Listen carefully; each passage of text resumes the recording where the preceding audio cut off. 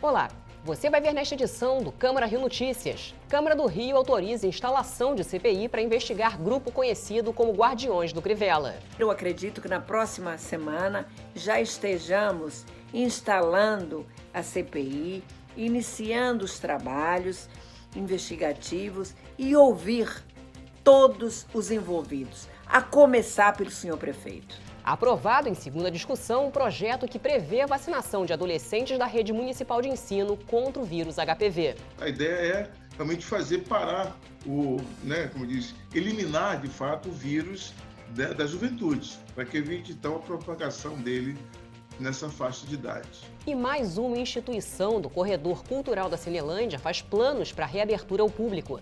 Você vai ver como está o funcionamento do Museu Nacional de Belas Artes durante a pandemia. A gente às vezes tem posts que as pessoas assim se derramam, né? Lembram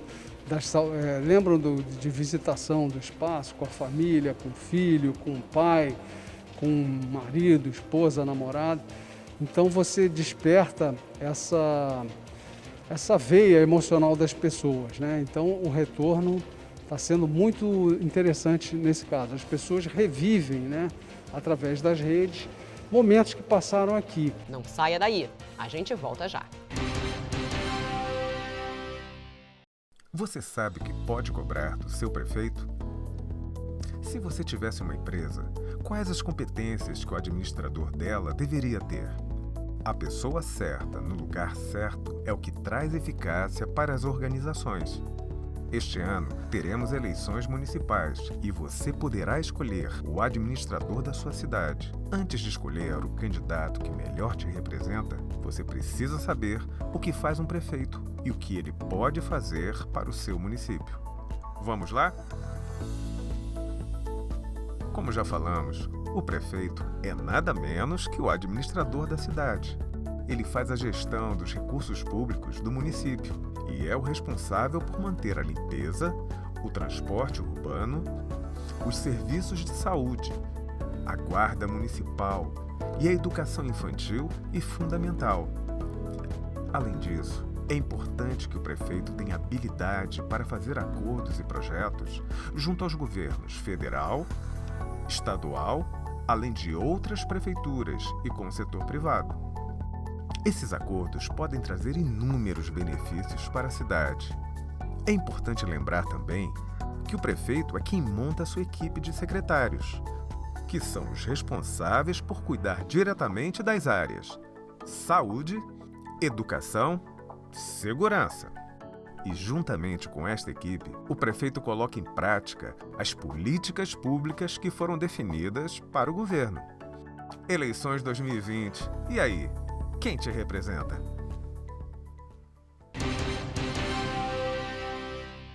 A gente começa esta edição do Câmara Rio Notícias falando da investigação do Legislativo Carioca sobre o prefeito Marcelo Crivella.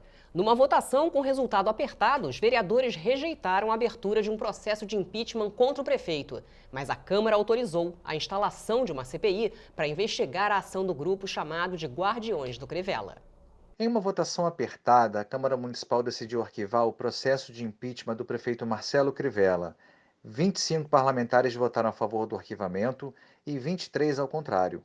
No entanto, nessa mesma sessão, ficou decidida a abertura de uma CPI para investigar o uso de servidores supostamente denominados Guardiões do Crivella nas portas de hospitais municipais para defender o prefeito e impedir críticas à sua gestão.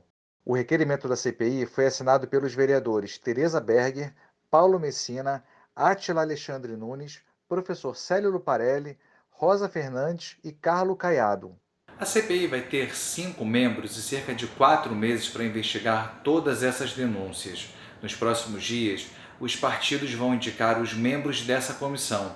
Com a publicação do deferimento da CPI, os partidos e blocos deverão apresentar, dentro do prazo legal, os membros que irão compor a CPI. Claro, tudo dentro de uma proporcionalidade. Eu, como autora da iniciativa, mando a tradição que presida a comissão, claro. Mas, de qualquer maneira, eu acredito que na próxima semana já estejamos instalando a CPI, iniciando os trabalhos investigativos e ouvir todos os envolvidos, a começar pelo senhor prefeito. O PSOL oficializou o nome da deputada estadual Renata Souza como candidata do partido à Prefeitura do Rio. Renata é jornalista e trabalhou como chefe de gabinete da vereadora Marielle Franco, assassinada em 2018. A candidata do PSOL terá o apoio do Partido Comunista do Brasil e do Unidade Popular. O vice da chapa será o coronel reformado Ibis Pereira, ex-comandante da Polícia Militar. A Câmara Municipal do Rio aprovou, em segunda discussão, um projeto de lei que determina a vacinação de estudantes da rede municipal contra o vírus HPV. O repórter Sérgio Costa conversou com o vereador João Mendes de Jesus, autor do projeto. O HPV é responsável por quase 100% dos casos de câncer de colo de útero no Brasil. Para ajudar a prevenir essa doença, a Câmara Municipal do Rio de Janeiro aprovou um projeto de lei que determina a vacinação de estudantes da rede municipal contra o HPV. O autor do projeto é o vereador João Mendes de Jesus. Eu gostaria que o senhor falasse um pouco para a gente dessa expectativa depois da aprovação, né, do projeto de lei que determina a vacinação de estudantes da rede municipal contra o HPV. Qual que é a importância desse projeto de lei? Bem, Sérgio, a ideia de elaborar o projeto foi visando atender os adolescentes, jovens do ensino público municipal, a necessidade e o avanço do contágio com o vírus, né, o HPV, um vírus realmente que se dissemina muito na juventude, e atendendo algumas reivindicações de pessoas amigas, até familiares. Então, resolvemos então fazer o projeto de lei para que houvesse, para que o poder público, a Secretaria de Saúde, a educação pudesse então atender as crianças, levando esse serviço, levando essa campanha de vacinação para as escolas. A ideia é realmente fazer parar como diz, eliminar de fato o vírus da juventude, para que evite então a propagação dele nessa faixa de idade. Bom, pelo texto do projeto, a vacinação pode e deve acontecer dentro das unidades escolares, né?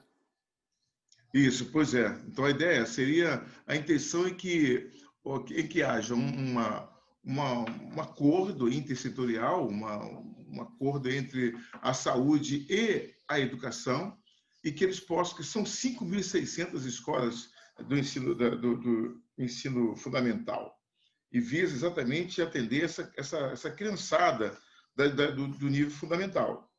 Então, neste caso, a proposta é que o secretário ou a secretária de saúde, em conjunto com a Secretaria de Educação, montem as suas campanhas, né, e que leve até as escolas a vacina, de forma que possamos alcançar a todos os jovens nessa faixa etária, aí, seus 13, 14, 15 anos de idade, para eliminar e prevenir contra o HPV.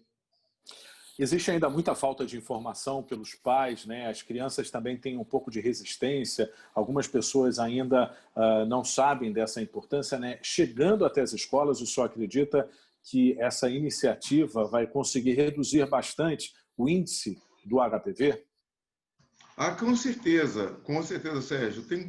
Eu tenho plena convicção de que, à medida que você divulga isso dentro das escolas, os pais vão ficar muito felizes, as mães também, porque a gente não pode tapar os olhos, né, e não enxergar que essa juventude hoje tem facilidade para sexo. E a doença, o HPV, não deixa de ser uma DST, considerada pela OMS como DST. É uma doença sexualmente transmissível e que atinge muito as meninas, né? Exatamente porque cria-se verrugas. A ideia do HPV são verrugas que se criam realmente no pênis, ou então, e ele vai diretamente para o colo do útero das meninas, e isso é transmissível a cada ato, em um contato, vai se passando. E é muito ruim, é complicado isso. Acho que precisamos ter uma campanha de divulgação disso, da vacinação, e fazer com que todos os jovens sejam realmente vacinados e prevenidos contra esse papiloma, como é que é? HPV, é o vírus do papiloma humano. E você vai ver no próximo bloco. O Museu Nacional de Belas Artes faz planos para reabrir ao público em novembro. Ei, você que está ligado na TV Câmara, sabia que a gente faz parte da rede legislativa? 4 emissoras em um único canal para você saber como são debatidas e votadas as leis que influenciam a sua vida. Agora em novos canais. Acesse câmara.leg.br/rede legislativa. A rede legislativa é transparência e informação na sua televisão.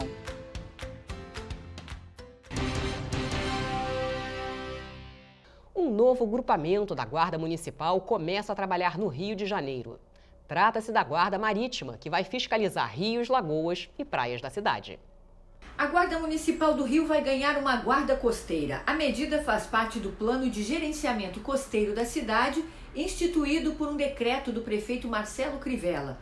O objetivo do plano é disciplinar o tráfego náutico nas 97 praias e 267 rios e lagos da cidade, atuando como um complemento ao patrulhamento realizado em terra. A Guarda Marítima Municipal, que é uma iniciativa inédita na história, desde a existência da cidade do Rio de Janeiro, ao longo de seus 455 anos, pela primeira vez passa a vigorar. A Guarda Marítima Municipal, ao longo de 3 anos, vamos fazer 4 anos, veio se preparando. Com a Marinha preparou 450 homens. Eu tenho desde piloto de embarcação, eu tenho o preparo da fiscalização, como eu também tenho mergulhadores, todos eles devidamente capacitados, certificados e o melhor, sem nenhum custo para o município. Tudo feito com parcerias junto à Marinha do Brasil, à Capitania.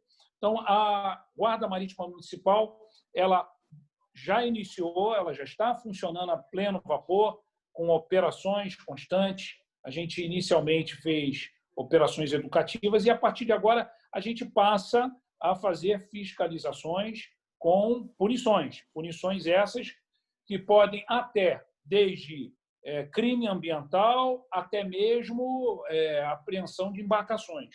Então, isso vai das mais variadas fiscalizações que tanto as nossas praias, nossas ilhas, os nossos 267 rios e canais, a partir de agora, tem esse aliado, que é um aliado da população.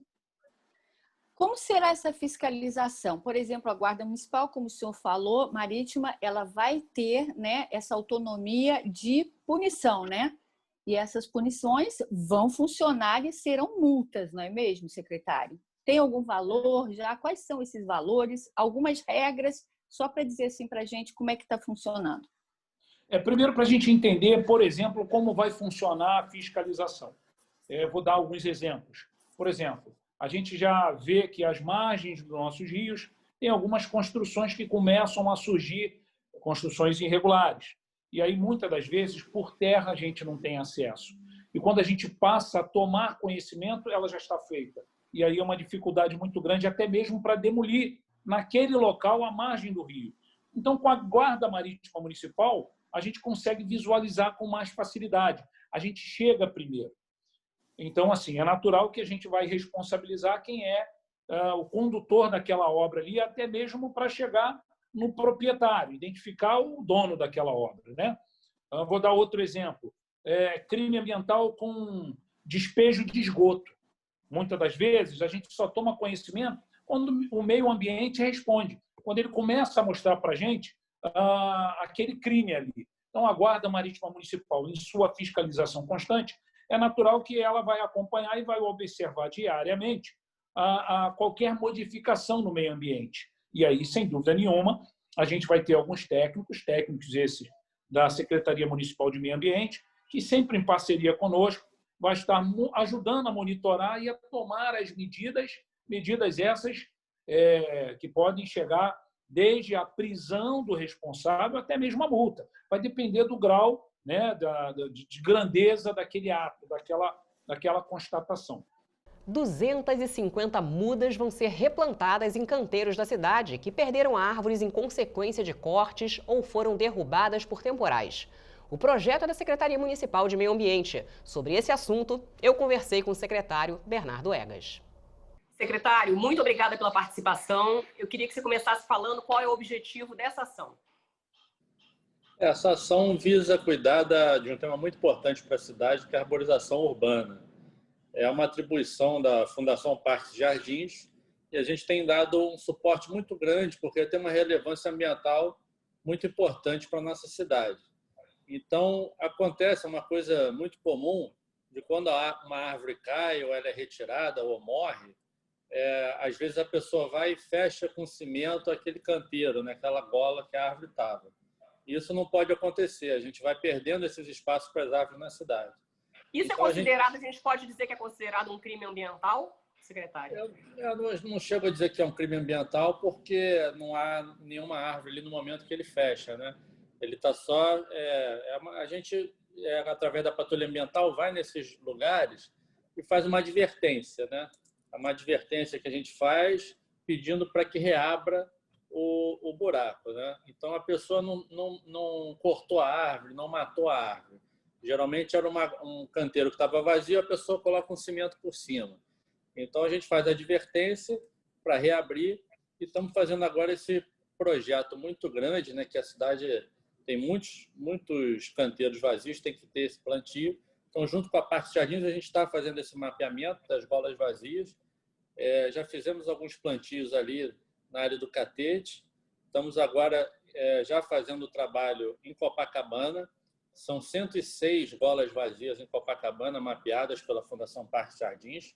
Já iniciamos esse plantio, iniciamos pela Avenida Atlântica, com palmeiras, e a gente vai chegar até um número de 200 árvores em Copacabana. Toda a diferença a gente vai colocar dentro do Parque Municipal do Chacrinha, para também melhorar ali, fazer umas melhorias dentro do parque. Então, começamos em Copacabana e vamos avançar nos outros bairros da cidade.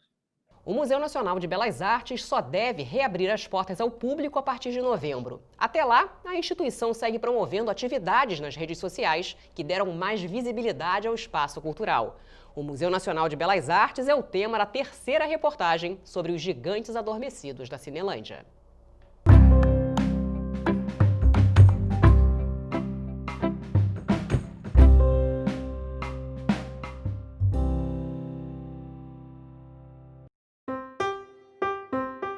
A localização não poderia ser melhor e a vizinhança é ilustre. O Museu Nacional de Belas Artes, localizado no centro do Rio, fica bem ao lado da Biblioteca Nacional e de frente para o Teatro Municipal. O lugar também ficou conhecido como Corredor Cultural. O prédio é de 1908, criado para ser a Escola Nacional de Belas Artes, tem um estilo eclético. Nesse circuito, digamos assim, da Cinelândia, estão os principais acervos, né?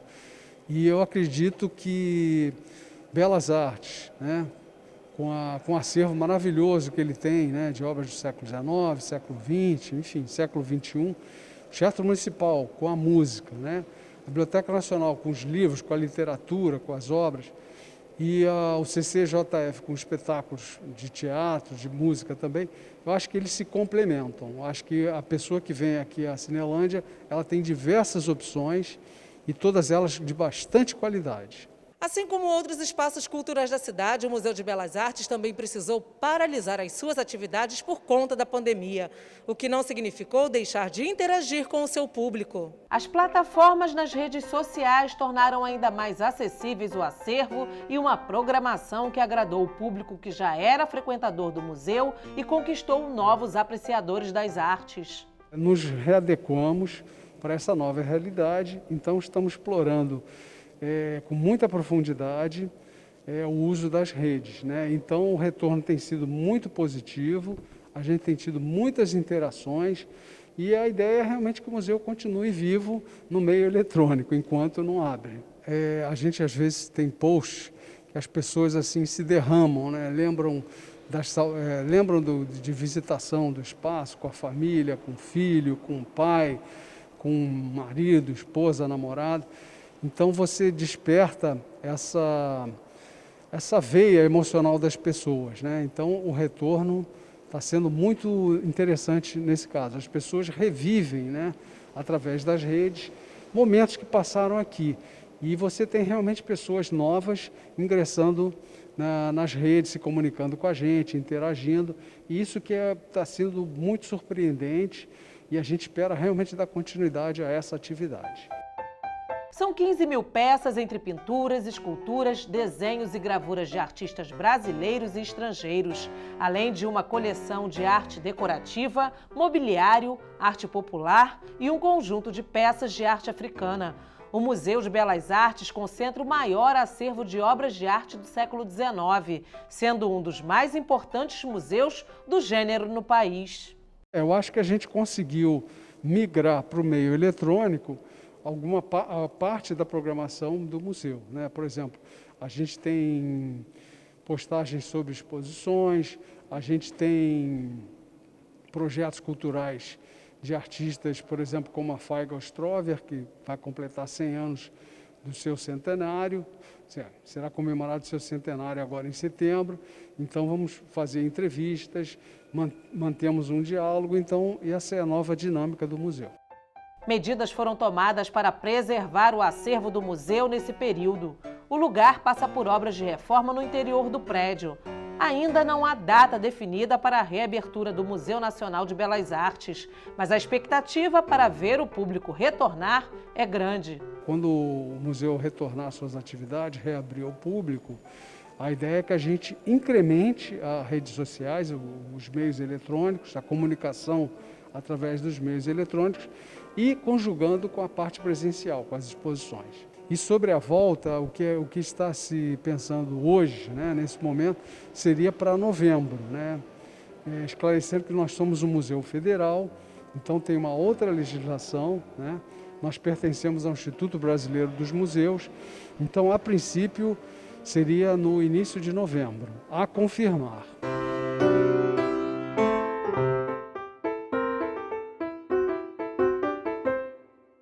E o Câmara Rio Notícias fica por aqui. Acompanhe nossa programação também nas redes sociais. A Rio TV Câmara está no YouTube, no Facebook, no Instagram e também no Twitter. Obrigada pela companhia. Até a próxima.